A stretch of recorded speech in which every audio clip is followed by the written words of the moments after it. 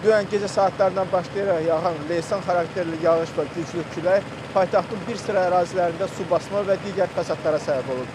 Hazırda biz paytaxtın Bağırov körpüsü adlanan ərazisindəyik. Belə ki, Fövqəladə Hallar Nazirliyinin texnikası və canlı qüvvəsi tərəfindən ərazidən suyun çəkilməsi işləri hazırda davam etdirilir.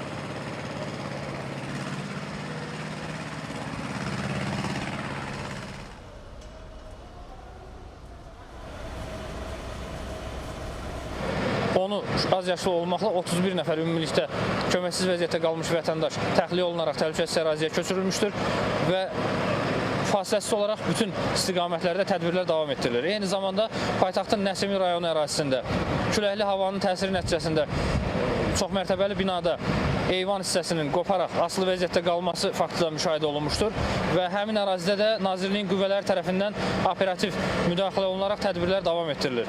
Bütün istiqamətlərdə fasiləsiz olaraq işlər görülməkdədir.